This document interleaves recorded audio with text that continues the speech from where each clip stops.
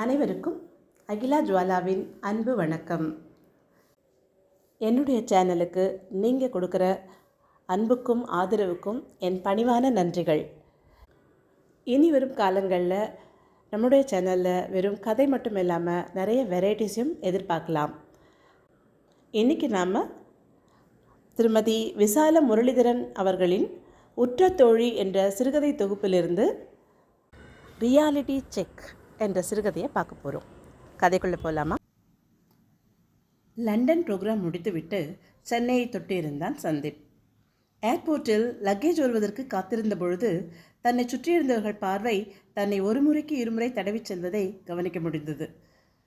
2 பேர் அவன் அருகில் வந்து, நீங்கள் பயங்கர தமாஷ் ப்ரோக்ராம் பண்ணுற சந்தீப் தானே, எங்களுக்கு உங்கள் ப்ரோக்ராம் ரொம்ப பிடிக்கும் என்ற பொழுது பெருமிதம் தாங்கவில்லை அவனுக்கு. 6 மாதம் முன்பு வரை சென்னை தெருக்களில் கூட்டத்தோடு கூட்டமாக நின்றவன் தான் அவன். மேஜிக் டிவி நடத்திய ரியாலிட்டி ஷோ ஒன்றில் தற்செயலாக பங்கு பெறும் வாய்ப்பு கிடைத்தது. அவனுடைய ஆஃபீஸில் நடந்த ஷூட்டிங் அவனை ஸ்பாட்லைட்டில் கொண்டு நிறுத்தியது. அவனுடைய பேச்சு திறன், அழகு இரண்டும் அந்த ஷோ டைரக்டரை ரொம்ப கவர்ந்ததில் அடுத்த மாதமே அவனுக்கு ஒரு ஷோ நடத்த வாய்ப்பு. அவன் காதல் மனைவி கவிதாவிற்கு இதில் உடன்பாடு இல்லை. அவள் குடும்பத்தை விட்டு இவனே துணை என்று நம்பி வந்தவள். அவன் தனக்கு மட்டுமே என்ற எண்ணமும் உண்டு. எதுக்குங்க இதெல்லாம், இப்போ வர்ற வருமானமே நம்ம 2 பேருக்கும் தாராளம். இது மாதிரியெல்லாம் போனால் குடும்பத்தை கவனிக்க முடியாது, வேண்டாம் என்று மறுத்து பார்த்தாள். காதல் திருமணம் இன்னும் 2 பேர் குடும்பமும் தள்ளியே தான் நிற்கிறது. ஜாதி விட்டு ஜாதி திருமணம் அவர்களின் மனதிற்கு ஒப்பவில்லை. வாழ்க்கையில் ஏதாவது செய்து முன்னேறி 2 குடும்பங்களிடமும் ஒரு பெயர் வாங்க வேண்டும் என்ற துடிப்பும் அவனுக்கு இருந்தது. இது காசு சம்பந்தப்பட்டது இல்லை கவி, கலை சம்பந்தப்பட்டது. இது மூலம் நாம் யாருன்னு இந்த உலகம் தெரிஞ்சுக்க போகுது. பல இடங்கள் சுற்றி பார்க்கலாம். ராஜ வாழ்வு வரப்போதுரி. சந்தோஷம் தாங்கவில்லை அவனுக்கு.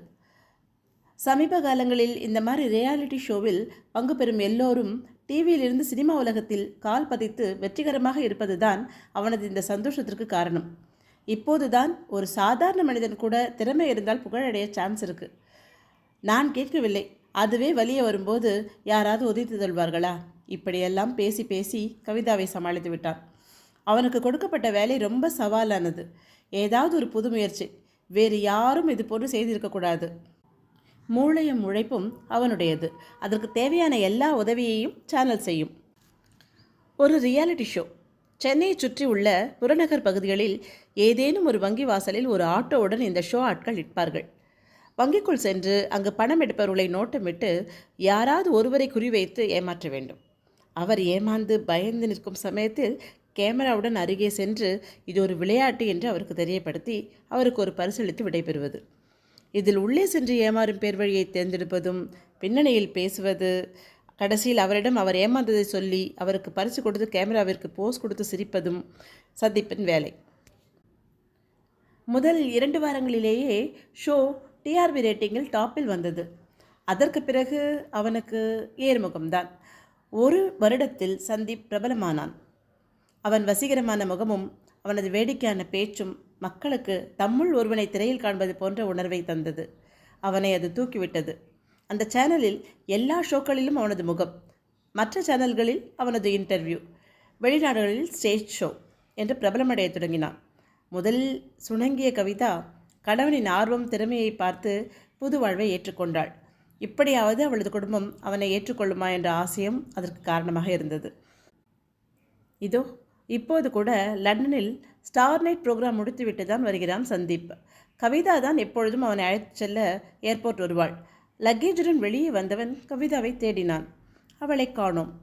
ஃபோன் எடுத்து அவள் நம்பருக்கு கால் பண்ணினான். நீங்கள் அழைக்கும் வாடிக்கையாளர் எண் இப்பொழுது அணைத்து வைக்கப்பட்டுள்ளது என்று குரல் ஒலித்தது. என்ன பொறுப்பே இல்லாமல் ச என்று அழுத்தபடி என்ன செய்வது என்று யோசித்தான். காத்திருந்து பார்க்கலாம் என்று எண்ணி குறுக்கும் நெடுகும் நடந்தான். அவள் வரவில்லை. ஓலா டாக்ஸி புக் செய்து வீடு சென்றான். வீட்டுக்கு சென்று பார்த்தால் வாயில் கதவில் தொங்கிய பெரிய திண்டுக்கல் போட்டு அவனை வரவேற்றது. என்ன இது, கவிதா இதுபோல் செய்யக்கூடிய ஆள் கிடையாதே. ஏதாவது ஆக்சிடெண்ட் ஆகியிருக்குமோ? மீண்டும் அவளுக்கு ஃபோன் செய்ய முயற்சிக்கும் போது ஒரு ஃபோன் கால். ஏதோ தெரியாத எண்ணிலிருந்து. அவசரமாக எடுத்தான். ஹலோ, ஒரு ஆண் குரல். என்னப்பா ரியாலிட்டி ஷோ மண்ணா, என்ன பொண்டாட்டியை காணுமா? இப்போ உனக்கு ஒரு ஷோ நான் காமிக்கிறேன், இதையும் டிவியில் போட்டு காட்டுவியா? கேலியாக ஒலித்தது அந்த குரல். பழக்கப்படாத குரல். என்ன இது? கொஞ்சம் கலவரமாக இருந்தது சந்தீப்புக்கு. யார் யார் நீங்கள்? என்ன வேணும்? கவிதா எங்க? வியர்த்து வழிந்தது அவனுக்கு. ஏனப்பா, எல்லா கேள்விக்கும் இப்போவே பதில் சொல்லணுமா? ஒரே ஒரு பதில் மட்டும்தான் இப்போ சொல்லுவேன். உன் பொண்டாட்டி இப்போ என் கூட, ஓகேவா? உன் வீட்டு வாசலில் ஒரு கோலமாவு டப்பா இருக்குப்பார், அதுக்குள்ளே கைவிட்டுன்னா உன் வீட்டு சாவி கிடைக்கும். கதவு திறந்து உள்ளே போய் வெயிட் பண்ணு, இன்னும் 10 நிமிஷத்தில் கூப்பிடுறேன் சொல்லிவிட்டு பதிலுக்கு காத்திருக்காமல் ஃபோனை வைத்தான் அவன். ஒன்றும் ஓடவில்லை. டப்பாவுக்குள் இருந்த சாவியை எடுத்து கதவை திறந்து உள்ளே போனான் சந்தீப். வீட்டில் போட்டது போட்டபடி கிடந்தது. சமையலறை விளக்கு எரிந்து கொண்டிருந்தது. உள்ளே பாத்திரங்கள் தேய்க்கப்படாமல் இருந்தன. தலையை பிடித்துக்கொண்டு அப்படியே ஒரு சேரில் உட்கார்ந்தான். ஃபோன் அடித்தது. ஏன்பா, உள்ளே போய் சௌகரியமாக உட்காந்துட்டியா? போலீஸுக்கு போகலான்னு யோசிக்க மாட்டேன்னு நினைக்கிறேன். எவ்வளோ சினிமா பார்த்துருப்பேன். அதே தான், உன் பொண்டாட்டியை நான் என்ன வேணால் பண்ண முடியும். நீ சொன்ன பேச்சு கேட்டு நல்ல பையனாக இருந்தால் உனக்கும் நல்லது, உன் பொண்டாட்டிக்கும் நல்லது. சும்மா சொல்லக்கூடாது. உன் பொண்டாட்டி அநியாயத்துக்கு அழகாக இருக்காப்பா. அவன் குரலில் இருந்த நையாண்டி சந்திப்பிற்கு கலவரத்தை கொடுத்தது. வெளிரிய முகத்துடன் அழுகுரலில் பேசினான். ப்ளீஸ், உனக்கு என்ன வேணும்? பணம் எவ்வளோ? எங்கே வந்து கொடுக்கணும்னு சொல்லித்தரேன். கவிதாவை மட்டும் விட்டுடு. ரொம்ப பலவீனமாக கேட்டது அவன் குரல். 1 கோடி கிடைக்குமா?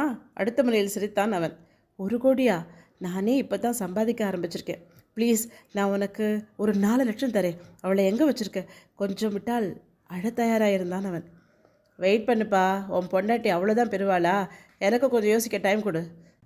சந்தீப்பின் பதிலுக்கு காத்திருக்காமல் ஃபோனை வைத்து விட்டான் அவன். என்ன செய்வது இப்போது? போலீஸிடம் போகலாமா? இது நம்ம அடைந்த புகழுக்கு கொடுக்குற தண்டனையா? கவிதாவுக்கு இதில் இஷ்டமில்லை. இப்போ அவள் தான் பலிகடா ஆயிட்டா. என்ன செய்வாவோ? அவன் வார்த்தைகள் சந்தீப்பை வதைத்தன. பணம் கொடுத்தாலும் அவளை ஒன்றும் செய்யாமல் அனுப்பி வைப்பான் என்பது என்ன நிச்சயம்? வாழ்க்கையே போய்விட்டது. எவ்வளவு கேட்பான்? ஒருவேளை தனது சக்திக்கு மேல் கேட்டால் யாரிடம் சென்று கேட்க முடியும்? மனசுக்குள் ஓடிய எண்ணங்களை நிறுத்த முடியவில்லை. பாக்கெட்டிலிருந்து ஒரு சிகரெட் எடுத்து பற்ற வைத்தான். தன்னையும் அறியாமல் ஹாலில் குறுக்கும் நெடுக்குமாக வேகமாக நடந்து கொண்டிருந்தவன் கண்ணிலிருந்து கண்ணீர் வழிந்து கொண்டே இருந்தது. ச, என்னை நம்பி வந்தவள் இந்த கதி பண்ணிட்டேனே. ஃபோன் அடித்தது. அவனே தான். எப்பா சந்தீப்ப, ரெடியாயிரு. ஒரு ஹேண்ட்பேக்கில் பணத்தை போட்டு வாசலுக்கு வா. அங்கே ஒரு 10 நிமிஷத்தில் ஒரு கால் டாக்ஸி வந்து நிற்கும். அந்த வண்டிக்குள்ளே பின் ஜன்னல் வழியாக பணத்தை போடு. எட்டி பார்க்க ட்ரை பண்ணாத. பணத்தை போட்டுட்டு திரும்பி பார்க்காம போய் கேட் பக்கத்தில் நில்லு. அடுத்த 2வது நிமிஷம் ஒரு ஆட்டோவில் உன் பொண்டாட்டி வந்து நிற்பா. எக்கு தப்பா ஏதாவது பண்ண நீயும் காலி, உன் பொண்டாட்டியும் காலி. அவசரமாக லண்டனில் இருந்து கொண்டு வந்த பையை காலி செய்தான். ஊருக்கு போவதற்கு முன் 2-3 ஷோ பண்ண வாங்கிய அட்வான்ஸ் பணம் இருந்தது. எண்ணி பார்க்க கூட நேரமில்லை. எடுத்து அடைத்தான். வாசலுக்கு ஓடி வந்தான். தெருவை கடந்து அந்த பக்கம் ஒரு டாக்ஸி வந்து நின்றது. ஓடி போய் அதன் பின் சீட்டில் பணப்பையை போட்டான். கேட் அருகே வந்து நின்று கொண்டு அந்த டாக்ஸியை பார்த்து கொண்டு நின்றான். 2 நிமிடம், 5 நிமிடம் என நேரம் ஊர்ந்து கொண்டே இருந்தது. சொன்ன மாதிரி ஆட்டோ ஒன்றும் வரவில்லை. வேகமாக ஓடும் டாக்ஸி பின்னால் பைத்தியக்காரன் போல கத்திக்கொண்டே ஓடினான் சந்தீப். கண்ணிலிருந்து மறையும் டாக்ஸியை கண்ணீருடன் பார்த்து கொண்டே நின்றவனின் ஃபோன் அடித்தது. என்னங்க, ஊர்லேருந்து வந்துட்டிங்களா? ஏன் நீங்கள் ஹாஸ்பிட்டலுக்கு வரல? அது கவிதாவின் குரல்தான். என்ன ஆஸ்பத்திரி? என்ன விஷயம்? தடுமாறி போனான். என்னங்க, நேற்று நீங்கள் ப்ரோக்ராமில் இருக்கும்போது நான் ஃபோன் பண்ணேன். எனக்கு திடீர்னு வயிற்று வலி ரொம்ப ஜாஸ்தியாகிடுது. ராஜ் நர்சிங் ஹோமில் அட்மிட் ஆகியிருக்கேன். இன்றைக்கி எனக்கு அப்ரெண்டிஸ் ஆப்ரேஷன் பண்ணாங்க. உங்கள் ஃப்ரெண்ட் ராம்ஜி தான் ஃபோன் எடுத்து பேசினார். எனக்கு ஆப்ரேஷன் உங்களை நேராக ஆஸ்பத்திரிக்கு வர சொன்னேன்னு அவர் சொல்லலையா? அவனுக்கு தலை சுற்றியது. உன் ஃபோன் ஆஃப் ஆகி இருந்ததே. உங்கள் சேனல் ஆளுங்க தாங்க என்னை அட்மிட் செஞ்சாங்க, உதவி செஞ்சாங்க. சொல்லித்தான் வந்தாங்கன்னு நினச்சேன். ஃபோன் வீட்டு சாவி கூட பாலா சார்கிட்ட கொடுத்தேன். அவர் கூட இப்போ தான் கிளம்பி போனாருங்க. யாருமே துணைக்கு இல்லைங்க இங்கே. சீக்கிரம் வாங்க. பரிதாபமாக ஒலித்தது அவள் குரல். ஓகே, வரேன் சுருக்கமாக சொல்லிவிட்டு ராம்ஜிக்கு ஃபோன் போட்டான். ஹலோ, என்ன மச்சான், பயந்துட்டியா? சும்மா ஒரு கேம்பா. நாளைக்கு நம்ம சேனலில் உன் ப்ரோக்ராம் தான் ஹைலைட். ரியாலிட்டி ஷோ மன்னனுக்கு ரியாலிட்டி செக் அப்படின்னு. உன் வீட்டில் 4 கேமரா நேற்றே ஃபிக்ஸ் பண்ணிட்டோம். உன் ரியாக்ஷன் எல்லாம் நல்லா பதிவாக்கி இருக்குது. கேட் தாண்டி நீ டாக்ஸி பின்னாடி ஓடும்போது நம்ம லேடிஸ் ஸ்டாப் எல்லாம் கண் கலங்கிட்டாங்கன்னா பாரு. Promos ready. இன்னும் 10 நிமிஷத்தில் டிவியில் வரும் பார். பயப்படாதப்பா, உன் படம் பத்திரமா டிவி ஸ்டேஷனில் தான் இருக்குது.